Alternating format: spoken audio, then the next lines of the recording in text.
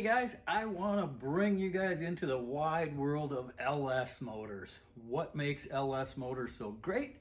What is all the buzz about of these things? Everybody now knows you can build big power with them and everything, and what they are capable of way different than everybody thought they were when they first came out. They are just crazy awesome.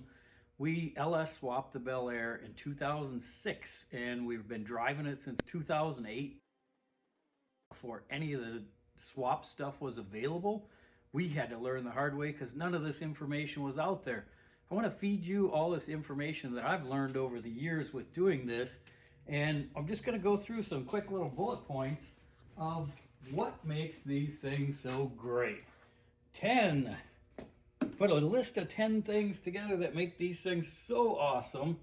One, I would say number 10 is the gaskets. All the gaskets on these things are really soft aluminum with silicone embedded in them, and they seal fantastic. They have seals around all the bolt holes. They have seals on all the surfaces, all the way around the corners and everything too.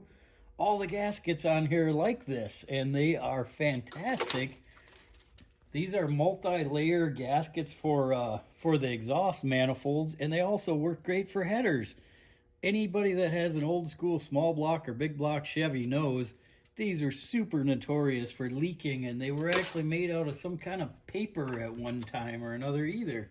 The head gaskets are all multi-layer. MLS is multi-layer steel head gaskets. So all these different layers crush down and create just an awesome seal on these motors. So that is number 10 of why these things are so great. Number 9, you have no hot oil on the intake anymore, and because of those great gaskets, it's sealed up on here. Every small block and big block around would leak oil out these corners no matter how good you took time to seal that up in the corners and let it dry before you put the intake manifold on it. That still puked around the corners. You had oil running down your motor all the time. All of these things have such awesome gaskets, and then now you don't have that hot oil splashing on the bottom of the intake, which I always thought was a horrible idea with a small block or a big block, because now you want that cold, dense air and you're splashing 220-degree oil on it. Terrible idea. They've taken care of that. Great. So now, number 8, lightweight, strong design, heads, block, everything is designed to be strong, but light and a compact package. These cylinder heads, you can pick them up with 2 fingers, no problem, and the flow characteristics are insane on them. They have stressed, all the castings are reinforced. The bolts are all around the cylinders here to keep the clamping force. And our lifters are now inside underneath the cylinder head. They're not underneath the manifold anymore like they used to be. So that's just another way that and the machining on it is fantastic and stuff as well. So the other thing, now number 7, 6-bolt main bearing caps. Used to be 2-bolt or 4-bolt main bearing caps on a small block Chevy. You didn't want to build a motor unless it had a 4-bolt main cap in a forged crank. All the crankshafts are forged steel cranks. All the main caps are 6 bolts. They have 2 bolts coming in from each side, 4 bolts on the top. This skirted design for the block, so the caps come right down to the bottom of the block. The oil pan makes up structure to it as well and makes it stronger once the oil pan is bolted on, because it's a strong oil pan. It's not just a piece of tin like they used in the old days. So fantastic. Number 6, modular design with old school bell housing and adaptability. They kept the bolt pattern the same on the back of the motor as every old school small block Chev had, all the big blocks. So you can interchange a Turbo 400, a Turbo 350, a Power Glide. You can hook it up to a new 4L60E. Anything you can build to put on these things, you can adapt to the back of them very easily. All GM transmissions will bolt right up to it, which is a fantastic idea to keep that so they could use this new platform on some of the older stuff and move forward with this new design. And 5 incredible cylinder flow, lightweight beehive springs, trunnion mount rockers. The valve cover gaskets are mounted with the coil location right on the top of the valve covers. Fantastic ideas, because now your valve spring is small. A beehive is smaller on the top and bigger on the bottom. So you have a big base on the bottom, but this is for more lightweight mass control. So as you're throwing, the RPM range of any given motor is always valve train float is the problem on where you're limited to valve to RPM. The more weight you can take off of your valve train, the faster it's going to rev up, and the higher the RPM you're going to be able to go with the motor before you get valve float. So that is another reason why these things are so fantastic. The cylinder designs, actually, the flow characteristics, the worst LS head flows better air volume than some of your best big block heads out there. Fantastic. They did an absolutely incredible design. That's one of the reasons why these things make so much power, is the cylinder head design. Huge, huge difference. Now, where are we at? Number 4. All the sensors, the timing control, camp, crank, position, knock sensor, timing retard, coils. You have a coil on each plug also.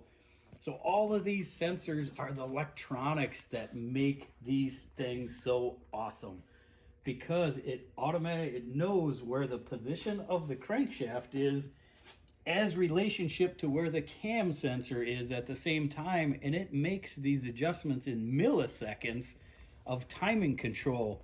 This is a Gen 4 motor. It has knock sensors right here on the side of the block, on both sides of the block.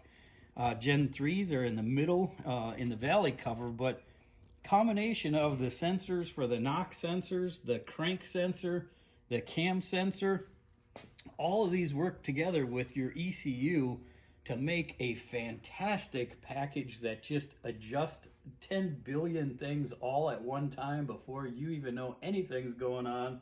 It had already taken degrees out of timing because of the knock sensors were detecting a knock before you could even do anything. Remember these old school small block and big blocks? You get the timing too far advanced and you get a little bit of bad gas, and you go to shut the car off and it just won't shut off, and it just ka-dak, ka-dak, ka-dak, ka-dak, ka-dak, ka-dak, ka-dak, before it finally shuts off with a and it sounds like marbles inside your motor. Terrible, terrible idea. These knock sensors take care of all that. You get a little bad gas, it senses a knock on it, it pulls timing, it retards it, it takes care of that for you. So that's one of the reasons why all these sensors work in harmony together to make a fantastic package of the motor. Number 3, oil pans with windage control, oil control, and structural design. Fantastic. These oil pans, these things are structural. They're cast aluminum. They're pretty heavy. They make a structural component. Once this is all bolted together, it's sealed. It makes everything squared up in the back for the seals to line up. It adds strength to the motor. And then also you have your oil filter right on the oil pan itself. It's not part of the block anymore. It's on the oil pan itself. And then you have all the baffling inside of here. And then inside of that, which I don't have over here, is a windage tray that keeps all the oil away from the crankshaft, so you have less spinning mass of rotation in there. So that's another really awesome thing that they did. And number 2, roller cam, lightweight, mass control, low friction, large diameter cams. And what I'll show you is all of these cams are gun drilled, which means they have a hole going right down the middle of them, which makes it way lighter weight. So lighter weight for your rotating mass is going to equal quicker acceleration, bigger horsepower, and then you also have a bigger diameter camshaft, which is less friction, less wear on your bearings, letting it to have a more radical cam design and everything with less wear. And that is a combination of all of that. Lets you get higher RPMs, lets the motor rev up more, lets it rev quicker, and all of that equals a way better motor on this thing. And well, number one, what is number one? Easy to make good power and great power. These things have the potential to be just off the charts. We've been running the Bel Air for 50,000 miles now, and that's sitting at 650 wheel horse. And if you've ever driven a car with 650 wheel horsepower, it is a handful. It is crazy, and we are not even tipping the surface of what these things can do. That's been 50,000 miles of reliability with 650 wheel horsepower. Everybody told me when I built this first one that you can't push these things over 450 horsepower without having problems with the motor, the crank, the pistons, which was a bunch of crap. Everybody was spouting off about what these things were capable of, what they could do, and what they couldn't do, but nobody did know what was going on with them because nobody did it yet. So I want to show you some of the other differences and some of the other things that you're going to find when you dig into these things.